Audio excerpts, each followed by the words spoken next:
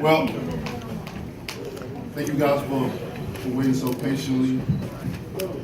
And I guess we got some great news tonight. I don't have to retire. It was a magical night for one. I'm back in Brooklyn for the second time. What a great place to be with an electrifying crowd again, the support and love. Being from Alabama and coming all the way over here to Brooklyn, New York, man, and seeing the love just like back home, man, it really touches my heart. And I'm always filled with joy to come here each and every time to perform for you guys. And it was a magical night tonight, and again, I said history. It's not a man that have fought me that I haven't knocked out. So I'm just ready to prove that I am the best, That's all I want. Of course, the burn for some wasn't the best. Some already predicted it. I said I was gonna knock them out, and I did that. And now, over and over again, I keep sending messages out to the heavyweight division that I am the man to beat. I am the most feared. I do hit the hardest. I am who I say I am. I don't say things just to say it because of people have cameras in my face or people have, what I'm trying to say. I just want to prove that I'm the best. I want to know for myself. I say it, I believe it, and I'm receiving it. Now, I want to prove it to the world. So hopefully these heavyweights in the division, seeing what I've done, and don't get too frightened. Hope they want to feel the same way. I want to unify the division. The heavyweight division is too small to have so many champions, 3 and 4. 3. It should be one champion, one face, one name. His name's Deontay Wilder. Any questions, guys? Deontay, good evening. Gareth Davis from The Telegraph and TalkSport. We've enjoyed you being over in the UK before. There's not many people here from the UK, and obviously we saw Anthony Joshua perhaps labour against Carlos Takam a bit last week. Can you give a message to the UK, to Anthony Joshua, about how you feel tonight after this and what we really ought to be seeing in the heavyweight division? Well, just to Joshua, y'all seen me many times up on podiums, y'all see me on social media. It's only so much I can say. I want to unify. Is he up for the challenge? Like I said, I declare war. This is not a battle, this is war because I want all the belts. And I'm not looking for when I beat him, I'm not looking for the second time around because it's going to be so bad and so brutal that the first time is going to be enough. It's going to be like no mas. Is there a danger you scared him off tonight, though? I'm scaring the heavyweights each and every time, don't you see? I am the most feared. And if I'm not, then I want somebody to shut me up. I want somebody to prove that to me. I want to be proven wrong. But for right now, I don't feel like nobody's going to prove me wrong. Who has the guts? He can run for so long, for so far. And I hate this. I hate this. Say this, but it seemed like this has turned into a Riddick Bowe and a Lennox Lewis effect. And if so, then you need to go and throw those belts in the trash can because I ain't gonna come. Deontay, you talk a lot about envisioning, and I was wondering if this is exactly the kind of dominating win you expected. 3 knockdowns, he couldn't get up, he's falling down on his face. And also, do you think that Joshua was looking at this and says, yeah, I want to fight that guy? Well, I knew I was gonna knock Stavern out, I kept saying, when you fight a guy the first time, it's a learning experience. The second time is a learning experience as well, but the difference is you already know that person a little bit more than the second time, than the first time. And I knew everything about Stavern. We had 9 different guys come in. I had 9 different great looks, Some would say my sparring partner was even tougher, but the only thing that was different between the sparring partner and this is that I think I went more rounds in sparring this time. No disrespect, because you must respect fighters in the ring. I tell people all the time, you know, I don't even like the term bombs. Everybody want to say bombs until you get up in there and you be the one that been dropped and become the bomb, you know. And we must respect fighters because they risk their life, and it's nothing to play around with. Especially with the mentality that I have as a champion, as a person. I have to be so hungry. I have to be so mean. You know, when a lion is hungry, they say it feel like they have been starving for a year. So when they see its prey, it's ready to eat everything, and that's how I feel like when I'm in the ring, like a lion, like a king that I am. So, the second question, then. Do you think he's looking at this performance and said, "Yeah, I want to fight"? Come on. Of course not. You know, if so, then he would have been accepted my offer. He would have been eager to fight me a long time ago. It seemed like nowadays his promoter doing more to the talking than him. He's not even confident as a champion. You know, he want to put himself in a better position to beat me, but the thing about it is no better position to beat me. You know, that don't exist because I'm a hungry champion. I'm going to be around for a very long time. I'm on a mission. And when you're on a mission, you're not going to stop until you complete and accomplish the mission. So Joshua, you can run as fast as you can. I will catch you. Okay, Joshua, I've been covering boxing for 20 years. I've never seen a fighter knock out another fighter as the fighter was in a perfect defensive position and you still knocked him out. How are you able to do that? As I say, I got Alabama country power, man. I mean, my power is real, you know. Nowadays, it ain't no need of me getting on the scale no more, you know. I'm always low when it comes to weight-wise and stuff like that, but we don't even really think about it no more, you know what I mean? The weight is gonna be what it is. You know, like I said, I always tell the story that my grandma always said I was anointed by God. You know, I always say that she wouldn't even let my parents whoop me. She would get very upset if they did. You know, she would tell me, he's the one that's going to bring y'all up. He's the chosen one. Instead of disciplining me, she used to teach me. She used to talk to me. You know, she used to tell me things, you know. I was a favorite as well, too. So, you know, I definitely feel like I am the chosen one. I'm meant to do something great in this world. And I think boxing is just a platform that's going to allow me to really get to where I really want to go and what really God got for me.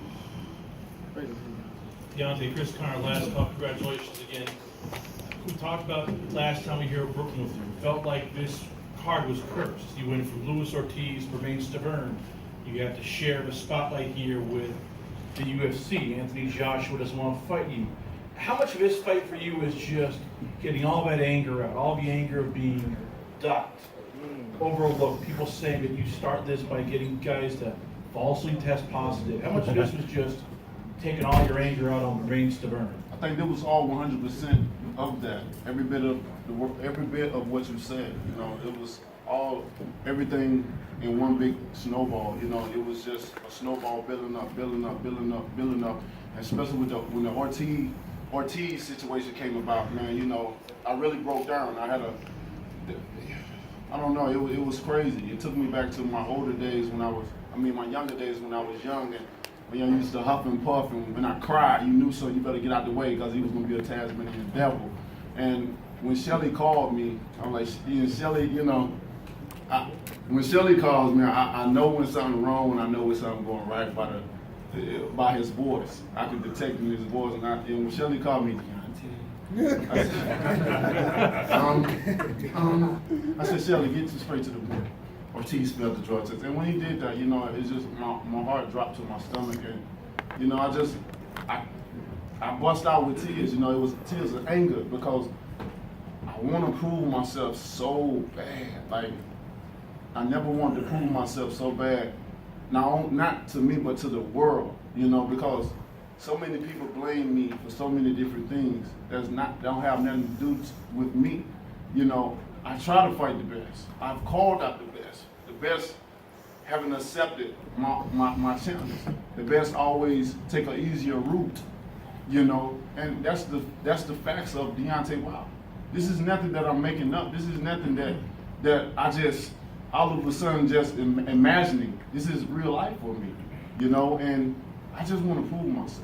You know, I said it before in Showtime. It's almost as if like you want to do something so bad, like if you constipated, like you just, you know, I want to kill myself, and I know after this that the heat is going to be on the other champions. You know, definitely Joshua, because that's who people want to see, and that's what I want as well too. So after this fight, you know, the pressure is definitely going to be on. You know, I think I've won a lot of fans, not only Americans but UKs and people, UK fans and people all around the world. So that's the mega fight, and that's the one I want, and we will get it. I don't say hope. I'm not going to say if. I'm going to speak it. I believe it. I'm going to receive it. Right here, Deontay. Hey, Deontay. Congratulations.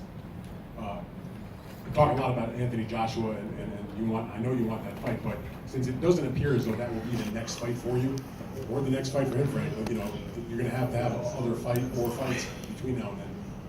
What kind of fight could you have that's not Joshua that at least interests you or excites you? Who else is out there that you could be interested in fighting? Well, we got a lot of guys in the heavyweight division. Of course, you've heard them run their mouth many a times. And we got a lot of up-and-coming guys as well, too. And, you know, we just seen one of the guys that I got history with, and it's not a positive history. That's in Brazil. So that could be a potential one next as well, too, while we wait, you know, for the so-called best heavyweight champion in the world. So, you know, we have options.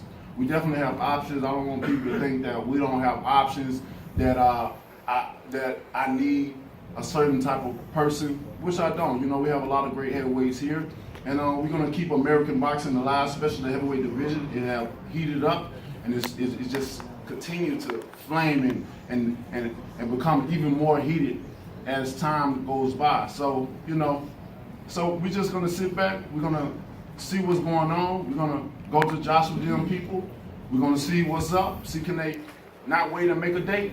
If not, then we move on. Hey, Deontay, Andy Emilio, ES News, congrats, big statement win. Kind of drawing a parallel here. I saw you pound your chest, and then you were standing over him. It kind of reminded me of the fight you had with Charlie Z when you kept telling him, get up, like you just wanted to hurt him. Can you just like elaborate a little more on the emotions that were in the ring when Stavern was knocked out and you wanted to fight him more? I've only seen you do that twice. Yeah, you know, I was in my element. You know, I felt so great in the dressing room. You know, I was telling my people that I haven't felt this good in a long time. You know, it took me back into my early in my career when I felt so great, when I was really blowing these guys out in the first and second and third round and stuff like that. And tonight, I felt that energy. I'm like, man, I feel so good. The gloves felt so great, like it was perfect, it was meant, you know. And, you know, pounding my chest and let him know that I meant every word that I say. I am here. Nothing you can do can stop me. Nothing you can say can stop me. Whatever you do, I can do better. Everything I told Stavern, you know, I really meant it for him. I don't know if he meant what he said when he was referring to things that he said to me, but I meant everything. And you know, even like I said, I meant everything. Even with the killing part, I meant that. I do want a body on my record. What? I mean, that's just the bronze bomber mentality. Right now, I'm Deontay Wilder. I'm calm. I'm at peace. You know, I bring love. But the bronze bomber, you just never know what he's going to say or what he's going to get. But it's real. It's real. Everything is real. And thank God that he survived and see another day. You know, Deontay Wilder want everybody to go home. You want everybody to see family. Because I have family. I have kids and I love them to death. You know, and I definitely, you know, I say an individual prayer and we say a team prayer. And the individual prayer, I always say I want the guys to go back home, you know. And I know a lot of people will say I contradict myself, but they got to understand it's two different personalities. I'm Deontay Wilder outside, and I'm the bronze bomber on the inside, and it's really real. Hold up here, over here, champ. I know it was only one round, but how did the right hand hold up? And you mentioned that glove. I know it was a new glove for you. How do you think that worked for you now? The right hand is really great. It's I think that I had so much rest, you know, over the time to recover. My last fight was in February, so and here we is now in November. So, you know, it's like a blessing in disguise that these guys are doing so much to delay so much of the fights or whatever, because the only thing they've done was help me heal this hand, and it feels amazing. But my jab hand, you know, I came with some good steam on that, and Stavern had always been hard, even from the first fight. So the second fight, you know, I hurt my knuckles a little bit. It's just a little swollen, but it'll be okay. Right here, Deontay. I just want to say that you're an amazing dad, and your daughter is very lucky to have you. And I just want to say, are you willing to go to the UK to fight Joshua? Because you know, numbers-wise, there's a lot more people that go over there to watch those fights, and you can make so much more money than here. Or you wanted to come here? That may not be true. Well, actually, let's show you. No, I'm just asking. I don't know Okay. facts-wise. I'm just going by numbers-wise. What Joshua has performed out there, 90,000. Put a mic in front of him. By all means, Sean. Shelly Fields, everyone. Sorry. I mean, that's what I see. That's what I see on TV. So. What you do see on TV is more people, Uh-huh. but not necessarily more dollars. Gotcha. When you go to Vegas, if they want this fight, they can put up more than anywhere. I agree. I wanted to say something else. About 6 weeks ago, and this was not public, I got a letter, an email from Eddie Hearn. And he said, if you fight Dylan White, we'll get you Joshua next. I couldn't get on the phone quick enough to him, and he didn't answer, and I said, what's the matter, why aren't you in? He said, please give me a day, I just lost the fight with Pat, the one that he was supposed to, Pula. Yeah. So the next day, I said to him, what's the deal? He said, what do you want to fight Dylan White? I said, that'll be made easy. When do we get Joshua? Never called me back. Next, I've been around this game a long time. If someone wants to fight, they fight. Joshua said he wants to fight Deontay next year. Deontay just finished his mandatory. You heard what he wants to do. Joshua finished his mandatory. You haven't heard a word from him. If Joshua wants to fight, Deontay is ready. If it means the right deal to go to the UK, he'll fight him on the move. He'll go anywhere to fight him, and he said it. So there's no silence, there's no avoiding. It's up to Joshua, and if it's not, then he has his reasons not to. And Dan Rafael, you just said the fight obviously won't happen next. They're going to do something else. Why? Why can't it happen next? They literally fought 1 week apart. Neither one of them's hurt. They're exactly on the same schedule. Do I know it for a fact? I've just been around long enough to know it. Right. No, and you're right. Because Anthony Joshua doesn't want to fight this man right now. Probably Eddie Hearn. Okay, I'll give you that. Eddie Hearn doesn't want Anthony Joshua to fight this man. athletes want to fight each other. I don't think he want to fight me as bad as I want to fight him. Right here, Deontay. You came in a little bit lighter than normal at the weigh-in. Was that game plan? No, you know, it's funny how my body works, you know, and in camp, I'm always heavier. I'm always like in the 230s or something like that. It's like when it's time to come to war, you know, it's always like my weight drop. And I don't take that, and I don't, you know, I done tried the chefs, I done tried the nutritionists, I done tried all that stuff. It seems like the same effect over and over again. So I've just got comfortable with what I am. I tell people all the time that I'd rather be the part than look the part. Looking the part, you know, it only gets you so far, but actually being that part, it gets you to where I am now. You know, so I don't really care about guys being more weight than I. You know, It mattered today. it don't. It, you know, it would never matter. Not, you know, ever. You know, because one thing about it that people can't measure, nor can they weigh, it's my heart. You know? It's big, it's heavy. So when these guys fight me, they better be ready. And the last question, Luis King Kong Ortiz was in attendance for your fight. Do you have any thoughts on that? You know, I'm not gonna even lie. When I saw him at the hotel coming out the elevator, I almost puked in my mouth because, you know, I got so much because when I say I got so much people throwing the fault at me, the blame at me. But it had nothing to do with me. Look, I was gonna pay a guy set aside money out of my pocket to fight him, to show you guys, to entertain you guys, and to prove to myself that I am the best. And what happened? I don't know, I don't care what reason that they said they came up with, a lot of stuff not add up with what they say. How about just don't take nothing? All of a sudden, you fight this person, you fight that person, nothing come up. And all of a sudden, overnight, you get old and blood pressure pills come up. And stuff like, come on, man. Like, I would have loved to share the ring with Luis Ortiz. Just like Povetkin and all of the rest of them. I would have loved to share the ring with them, man. Looking like for Povetkin, I may end up sharing the ring with him as well, too, because he's moving on up. At the end of the day, man, what does it do to catch it? Yes, sir. You ready? Listen to this, right? Sister Povetkin camp. I don't got a question, I don't have a statement. Sister Povetkin camp. That's the best I've ever seen with Povetkin camp as far as training. When I came to training with you this time, it was so much your mindset that just was a lot more on point to keep everything. You really want to do bad intentions with the burns, right? So this fight reminds me of when Tommy Hearns wanted to make a statement with Roberto Duran, and he almost murked me. So you know what I wanted to say? Oh, snap! Remains the bird! You wanted it! You got it!